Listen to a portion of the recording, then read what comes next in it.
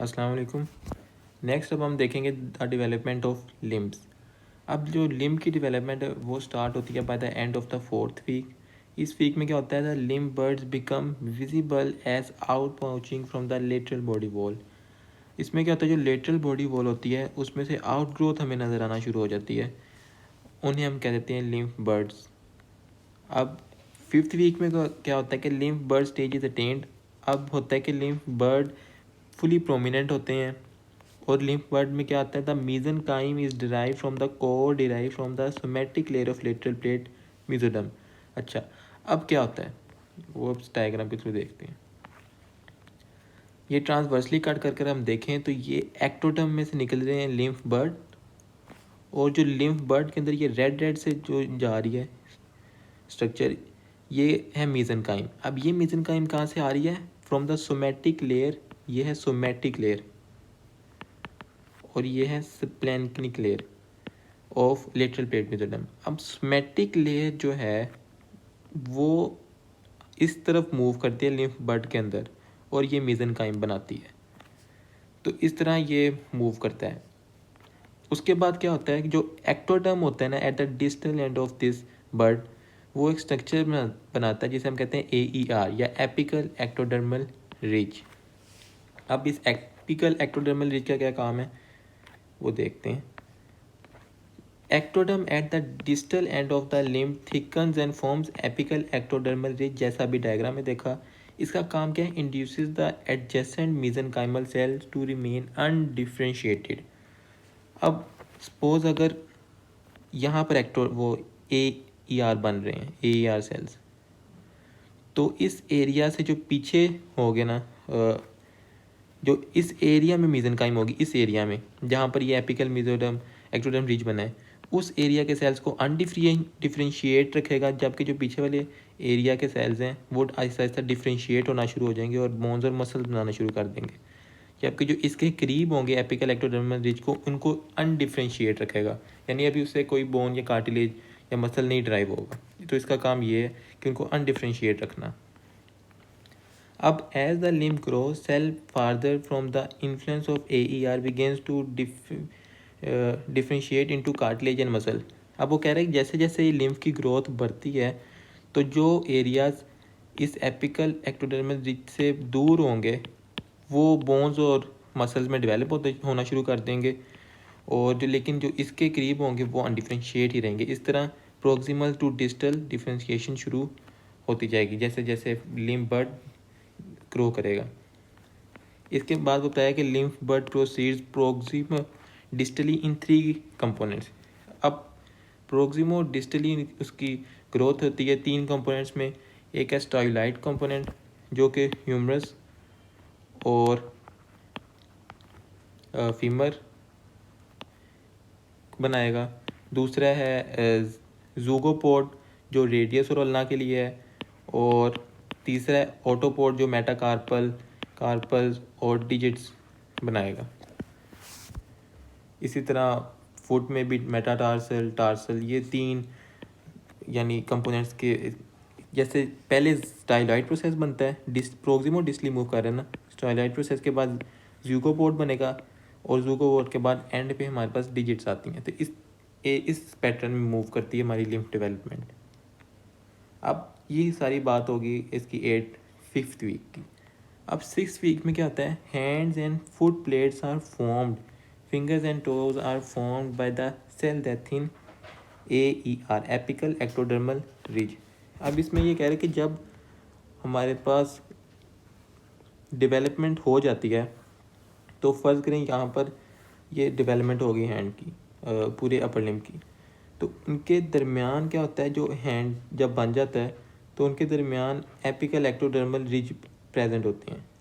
उसके बाद क्या होता है, इनकी सेल डेथ हो जाती है इस रीजन के दरमियान, जो 2 फिंगर्स के दरमियान एपिकल एक्टोडर्मल रिज सेल्स होते हैं, जिसकी वजह से क्या होता है कि ये फिंगर्स सेपरेट हो जाती हैं। इसमें यही बताया गया 6 वीक में। और 8 वीक में क्या होता है, fingers and toes are present. 8 week तक ये सेल डेथ कंप्लीट हो चुकी होती है और फिंगर्स और टोज प्रोमिनेंट नज़र आते हैं। अब बोन्स में ओसिफिकेशन किस तरह होती है इन द डेवलपिंग एम्ब्रियो। तो इनकी ओसिफिकेशन किस तरह होती है? Through endochondral ossification. Endochondral ossification कौन सी थी? जिसमें मेसेनकाइम से पहले कार्टिलेज बनती थी और कार्टिलेज से बोन। तो इस तरह बोन फॉर्मेशन होती है इनमें। और by the 6th week primary ossification centres are present in all bones of the limb. अब 12th वीक तक तमाम प्राइमरी ओसिफिकेशन सेंटर प्रेजेंट होते हैं बोन में। इसको एक डायग्राम के थ्रू समझते हैं। अब पहले मेसेनकाइम आती है। मेसेनकाइम से क्या बनती है? कार्टिलेज। कार्टिलेज से क्या बनेगा बाद में? ओस्टियोब्लास्ट। ओस्टियोब्लास्ट किस तरह बनते हैं? ये ब्लड वेसल्स आएंगी और इस रीजन में ओस्टियोब्लास्ट मूव करेंगे, आएंगे, और यहाँ एक सेंटर डेवलप हो जाएगा जिसे हम कहेंगे प्राइमरी ओसिफिकेशन सेंटर। अब इस प्राइमरी ओसिफिकेशन सेंटर से सेल मूव करेंगे इन ऑपोजिट डायरेक्शन और आहिस्ता आहिस्ता मूव करते करते बोन की डेवलपमेंट करते जाएंगे। अब इस रीजन को हम कहेंगे, दरमियान वाले रीजन को डाईफाइसिस। डाईफाइसिस। और जो एरिया इस डिस्टल एंड पे प्रेजेंट होगा उसे हम कहेंगे एपीफाइसिस। और एपीफाइसिस में जो सेंटर अपीयर होता है उसे हम कहते हैं सेकेंडरी ओसिफिकेशन सेंटर। दरमियान में यानी शाफ्ट या डाईफाइसिस में जो अपीयर होता है उसे कहते हैं प्राइमरी ओसिफिकेशन सेंटर। और जो डिस्टल एंड में या जो एपीफाइसिस में अपीयर होता है उसे हम कहते हैं सेकेंडरी ओसिफिकेशन सेंटर। अब प्राइमरी ओसिफिकेशन सेंटर और सेकेंडरी ओसिफिकेशन सेंटर के दरमियान एक रीजन प्रेजेंट होता है, सॉरी प्राइमरी ओसिफिकेशन सेंटर नहीं, डाईफाइसिस यानी शाफ्ट ऑफ बोन और distal end of the bone के दरमियान एक रीजन प्रेजेंट होता है जिसे हम कहते हैं ग्रोथ प्लेट। अब ये ग्रोथ प्लेट इस तरह ही रहती है आफ्टर बर्थ भी। अब इस ग्रोथ प्लेट का क्या काम है? कि ये जब बर्थ हो जाती है उसके बाद बोन्स की डेवलपमेंट यानी बोन्स की लेंथ में इजाफा इसकी वजह से होता है ग्रोथ प्लेट से, क्योंकि ग्रोथ प्लेट्स में जो सेल प्रेजेंट होते हैं वो प्रोलिफरेट करते हैं और जिससे बोन की ग्रोथ होती रहती है टिल जब तक हमारा डेवलपमेंट नहीं होती। अब इसमें बताया यही है कि डाईफाइसिस और शाफ्ट ऑफ बोन या शाफ्ट ऑफ बोन भी कहते हैं, primary ossification centre appear into it and the endochondral ossification gradually progress towards the ends of the cartilaginous model. यानी कार्टिलेज जो डिस्टल एंड पे होगे कार्टिलेज प्रेजेंट उसकी तरफ ये मूव करेंगे सेल प्राइमरी ओसिफिकेशन सेंटर से। और एपीफाइसिस क्या थी? द सेकेंडरी ओसिफिकेशन सेंटर जहाँ पर अपीयर होता है हम एपीफाइसिस कहते हैं। और एपीफाइजियल प्लेट या ग्रोथ प्लेट क्या थी? ये कहाँ होती है present? At the junction of diaphysis and epiphysis. इसका क्या काम था? Important role in the growth in the end the length of the bone. अब when a bone has acquired the full length epiphyseal plate disappear and the epiphysis unite with the shaft of the bone. अब जब bone अपनी full length achieve कर लेती है at the age of around 21 या 22, तो डाईफाइसिस और एपीफाइसिस, ये अगर डाईफाइसिस है और यहाँ पर एपीफाइसिस था तो ये डाईफाइसिस एपीफाइसिस के साथ मिल जाता है और इनके दरमियान जंक्शन था, जो स्पेस थी वो ख़त्म हो जाती, जो स्पेस जो ग्रोथ प्लेट लेती थी वो वहाँ से ख़त्म हो जाती और ये आपस में कंबाइन कर जाते हैं। ठीक, उसके बाद क्या अब कुछ फैक्ट्स हैं कि in long bones एपीफाइजियल plate is found in each extremity. In smaller bones such as phalanges it is found at one extremity, or in irregular bones several primary ossification and secondary ossification centers are seen. अब next जो important है topic वो है molecular regulation of lymph development. सबसे पहले आता है hoax gene. अब इस होक्स जीन का क्या काम है? होक्स जीन का ये काम है कि it positions the limb along the craniocaudal axis of the embryo, कि क्रेनियल एंड से कौन सा स्टार्ट होगा पोर्शन और कोडल एंड से कौन सा स्टार्ट होगा, ये इस होक्स जीन का काम है। उसके बाद आता है TBX5 और फाइब्रोब्लास्ट ग्रोथ फैक्टर 10। अब TBX5 और ये फाइब्रोब्लास्ट ग्रोथ फैक्टर 10 ये दोनों मिलकर क्या काम करते हैं? Initiates the growth of the four limb या उसे अपर लिम्ब भी कह सकते हैं, उसकी ग्रोथ में ये रोल प्ले करेंगे। और जो TBX5 और फाइब्रोब्लास्ट ग्रोथ फैक्टर 10 है ये इनिशिएट करेंगे the growth of hind limb या लोअर लिम्ब। अब जो एक और हमारे पास प्रोटीन होती है जिसे हम कहते हैं BMP या बोन मोर्फोजेनेटिक प्रोटीन। अब इसका क्या काम है, it induces the formation of AER। AER क्या था, apical ectodermal ridge. Ectodermal endodermal ridge का क्या काम है था कि वो अनडिफरेंशिएटेड जोन को प्रेसिस्ट रखती है। Force the limb to grow. Apical ectodermal ridge एक तो अनडिफरेंशिएशन रखती है जहाँ पर वो प्रेजेंट होती है, और इसकी अनडिफरेंशिएशन की वजह से लिम्फ ग्रो करती रहती है। तो इस AER को कौन बना रहा है, BMP, बोन मोर्फोजेनेटिक प्रोटीन। अब दूसरा आता है एक next SER2, limits AER at the borders of the limbs. अब AER कहाँ प्रेजेंट होता था, at the borders of the developing limb. अब इस SER2 का क्या काम है कि ये इस AER को इस बॉर्डर पे ही रखता है, यानी इसको यहाँ पर फैलने नहीं देता है on the proximal and of the limb. तो इसको एक जगह पर लोकलाइज रखना है, इस SER2 का काम है। अब आगे आता है FGF2, फाइब्रोब्लास्ट ग्रोथ फैक्टर 4 और फाइब्रोब्लास्ट ग्रोथ फैक्टर 8। इनका क्या काम है कि after ridge is established it maintains undifferentiated zone. ये अनडिफरेंशिएटेड जोन को मेंटेन करेंगे। नेक्स्ट आता है ZPA, zone of polarity polarising activity. अब इसका क्या काम है, present just below the AER along the proximal posterior limb bud. अब वो यहाँ पर कह रहे हैं कि अगर इस पोर्शन पे AER है तो इसके बिल्कुल posteriorly, proximal end posterior limb bud, proximally और पोस्टीरियर साइड पर ये ZPA प्रेजेंट होगा। यहाँ पर था AER और इस AER के पोस्टीरियरली ये ZPA प्रेजेंट होगा, जोन ऑफ पोलराइजिंग एक्टिविटी। अब जोन ऑफ पोलराइजिंग एक्टिविटी से क्रिएट करेगा सोनिक हिचहॉक प्रोटीन। इस सोनिक हिचहॉक प्रोटीन क्या करती है, it contributes in the specification of anterior posterior axis. Anterior posterior axis का क्या मतलब कि जो जैसे digit appears in the proper order with the thumb on the radial side. इसका क्या काम है कि जो थंब है वो किस साइड पर होता है, अल्नर साइड पर, रेडियल साइड पर सॉरी, और जो लिटिल फिंगर होती है वो अल्नर साइड पर। तो ये इसको मेंटेन करता है कि थंब जब डेवलपमेंट हो रही होती है तो तब फीटस का या एम्ब्रियो का, डेवलपिंग एम्ब्रियो का जो उसमें हैंड होता है वो एंटीरियरली लाया करता है और पोस्टीरियरली लाया करता है। तो एंटीरियरली थंब बनाता है ये और पोस्टीरियरली लिटिल फिंगर बनाता है। तो एंटीरियो पोस्टीरियर एक्सिस का कंट्रोल करता है ये ZPA। अच्छा, अब इसके बाद हम देखेंगे clinicals of the upper limb या क्लिनिकल्स ऑफ द लिम्स। अब इसमें पहले लिम्ब डिफेक्ट्स कौन कौन से होते हैं। अमीलिया, अमीलिया क्या है कि अगर if there is a complete absence of the one और द बोथ लिम्स, तो हम कंडीशन को कहते हैं अमीलिया। नेक्स्ट आती है मीरोमीलिया। मीरोमीलिया में क्या होता है, there is a partial absence of extremity, यानी कि आधी लिम्ब बन जाएगी और कुछ पोर्शन नहीं बनेगा, तो उसे हम कहते हैं माइक्रोमीलिया, जैसे इस डायग्राम में भी दिखाया गया।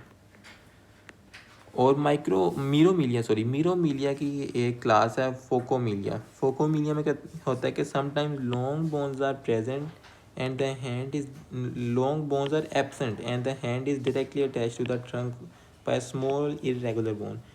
इसमें क्या होता है कि लॉन्ग बोन या जैसे हम आर्म या फोर आर्म प्रेजेंट नहीं होता और जो हैंड है वो डायरेक्टली अटैच होता है हमारे ट्रंक के साथ, तो इस कंडीशन को हम कहेंगे फोकोमीलिया।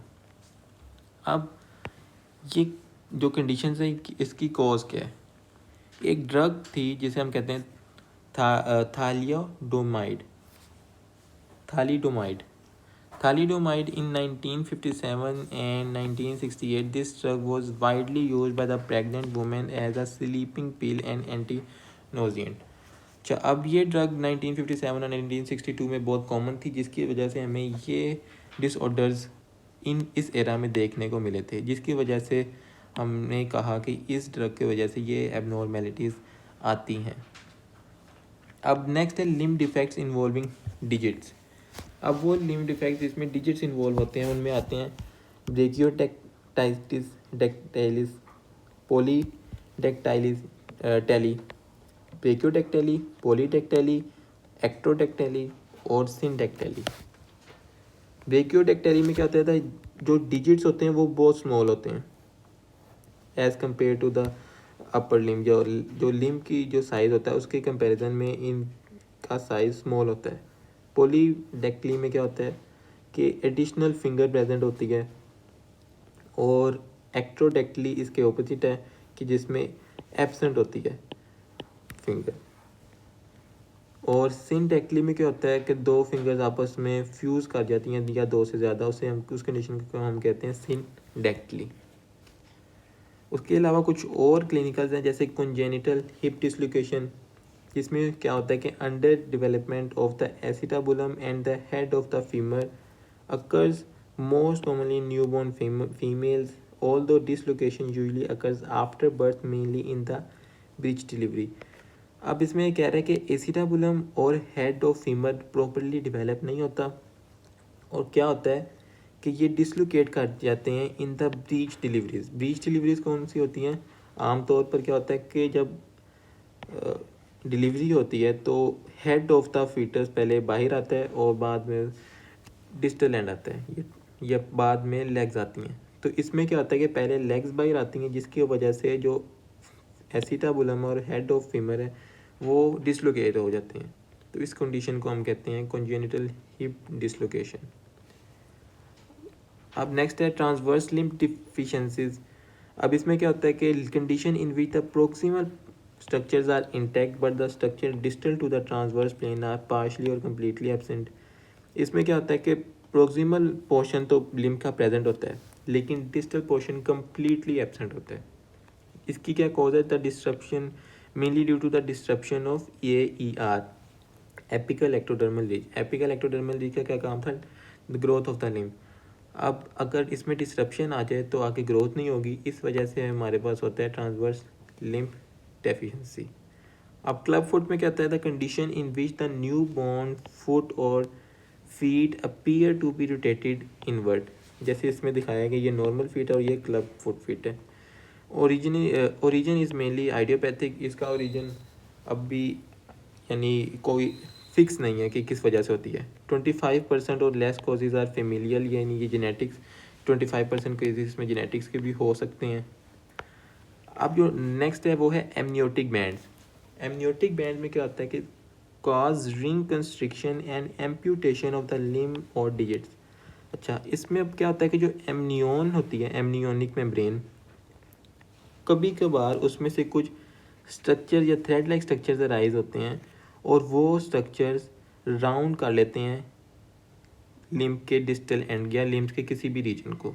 जैसे इसमें ये निकला और इसने ये फ्लेंजेस या डिस्टल एंड को रैप कर लिया, जिसकी वजह से क्या होगी कि वहाँ पर ब्लड फ्लो रुक जाएगी और ब्लड फ्लो रुकने की वजह से वहाँ पर सेल डेथ हो जाएगी। तो इस हम एबनॉर्मेलिटी को कहते हैं एमनियोटिक बैंड्स। इसकी वजह क्या होती है? Investigators believe that bands originate from the tears in the amnion that detach and surround the part of the foetus. कि कुछ टीयर्स अराइज होते हैं एमनियोन से, थ्रेड लाइक टीयर्स, और वो रैप कर लेते हैं द लिम्ब्स, जिसकी वजह से वहाँ पर सेल डेथ होती है और सेल डेथ के बाद उसको उस रीजन को काटना पड़ता है या खुद ही वो एम्प्यूट कर जाते हैं।